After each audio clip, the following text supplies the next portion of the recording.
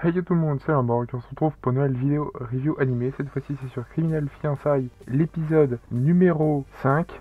Juste avant de commencer cette review, comme d'habitude, si vous avez aimé cet épisode, cette vidéo ou la série jusqu'à maintenant, vous pouvez toujours laisser un pouce bleu. Dans le cas où que vous voulez dire ce que vous pensez de cette série pour les 5 premiers épisodes, vous pouvez toujours laisser un commentaire, bien évidemment, ou sur la vidéo ou de la vidéo en globalité, bien sûr. Pour celles et ceux qui ne sont pas encore abonnés à la chaîne, je vous conseille de vous abonner à la chaîne en mettant la cloche sur tout pour ne manquer aucune vidéo, bien évidemment. Regardez également la description, tout y est. Entre autres, il y a mon serveur Discord, mes réseaux sociaux, TikTok et la chaîne principale. Je vous rappelle que hier, le premier épisode de Black Ops 6 est sorti pour la campagne. Tout ceci étant dit, la review ne devrait normalement pas être trop longue, normalement comme d'habitude, et on va pouvoir donc commencer. Et l'épisode commence le lendemain. Comment ça le lendemain? Bah oui, je vous rappelle que dans l'épisode 4, à la fin de l'épisode 4, Yoshino était malade. Et elle a été chez le médecin. Pas d'elle-même, elle pouvait pas se lever de toute façon. C'est le lendemain de ce passage-là, il est plus de midi et elle se sent très bien. La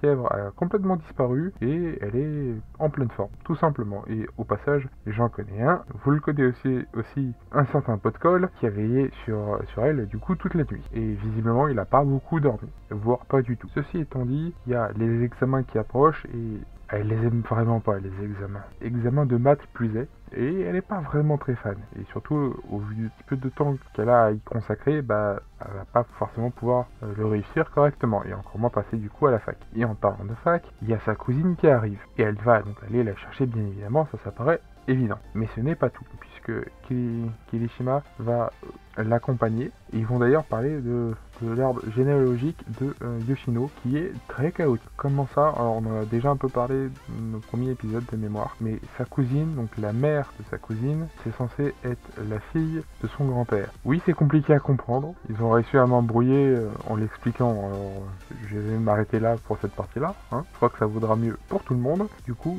ils vont donc récupérer la cousine de Yoshino qui s'appelle Tsubaki, si j'arrive à m'en souvenir. Dans le cas où c'est pas ça, vous pouvez toujours le dire en commentaire, hein, au cas où. Et ils vont passer la journée ensemble. Alors, je préfère résumer ça de cette façon-là, parce que tout n'est pas forcément à retenir. Seulement certains passages, et le plus important... Alors, il y a un moment drôle, puisque apparemment Tsubaki, d'après sa cousine, c'est-à-dire d'après Yoshino, elle aime bien avoir plusieurs mecs. Ça me rappelle quelqu'un d'autre. Vous voyez pas? Non? Vous êtes sûr? Si je vous dis Kirishima, ça devrait normalement percuter. Et il est exactement pareil dans le sens inverse. Voilà. Je dois aussi préciser sur ce passage-là que Tsubaki avait pour ambition, si on peut dire ça de cette façon-là, de se taper le premier mec de Yoshino. Chose qui ne se fera pas, pour une interrogation, apparemment en tout cas. Et au passage, Yoshino leur dira de prendre une chambre d'hôtel et d'aller faire leurs affaires là-bas. Puisque, oui, je le rappelle encore une fois, Yoshino, elle en a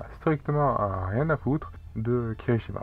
Elle n'en est toujours pas amoureuse. Enfin bref. Un peu plus tard, puisque il manquait quelques pages de son examen pour Yoshino, elle a dû aller les récupérer pour donner ça au prof. Tsubaki et Kirishima ont eu une discussion sur un certain rein avec une certaine cicatrice qu'on a vue. Voilà, je savais bien qu'on avait vu une cicatrice. Le rein n'a jamais été prélevé. Par contre, l'argent versé a bien été réel. Il y a bien 4 millions de yens qui a été versé par Tsubaki, par sa propre cousine, puisque l'entreprise, alors pas où elle travaille puisque c'est pas le cas, mais de son père, c'est un hôpital. Voilà, ça aide un peu. Et Kirishima d'ailleurs a cherché le rein, ce fameux rein qui a été prélevé, mais impossible de trouver, plutôt étonnant. Normal, il n'a jamais été prélevé. Par contre, ce qui a été prélevé, c'est 1500 ml de sang, qui a coûté 4 millions de yens.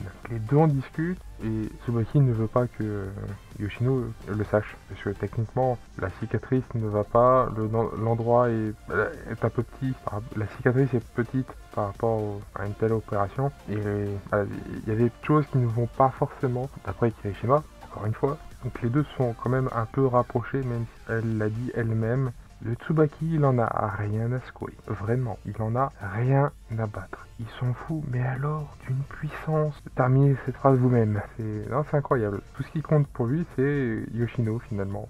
Enfin bref, cette discussion terminée, et étant donné qu'il l'a raccompagné à son hôtel, la suite ne dit pas ce qu'il s'est passé dans cet hôtel. Et le lendemain, Yoshino et Kirishima qui sont tous les deux et Kirishima reçoit un SMS de Tsubaki qui a trouvé un appartement. Et surtout, cette même Tsubaki lui a envoyé une photo donc, à Kirishima de Yoshino en maillot. Yoshino l'a forcément vu puisqu'elle était notée à ce moment-là. C'est un peu rigolote. Et on voit aussi l'inverse. On voit du coup Renji qui est donc le grand-père de Yoshino, qui est beaucoup plus jeune et elle est très contente aussi de cette photo. Ouais, donc les deux ont reçu une photo qui leur plaît, en tout cas il faut croire. Voilà en globalité ce qui s'est passé dans cet épisode. Je le résume grossièrement et encore une fois ça ne sert à rien de rentrer dans tous les détails puisque tout n'est pas intéressant. Comme le fameux la glace qu'elle a voulu manger, l'histoire ne dit pas si elle a réussi à la manger entièrement. Bon on s'en fout un peu si tu veux. Enfin bref, ceci étant dit, tout ce que je peux vous dire d'autre à part ça, si vous avez aimé cette vidéo, cet épisode, cette série, jusqu'à maintenant en tout cas, vous pouvez toujours laisser un pouce bleu. Dans le cas où vous voulez dire ce que vous en pensez un peu plus, bah vous pouvez toujours laisser un commentaire, bien sûr. Si vous n'êtes toujours pas abonné à la chaîne, je vous conseille de vous abonner à la chaîne pour ne manquer aucune vidéo, que ce soit les reviews ou les autres vidéos qui sortent sur cette chaîne,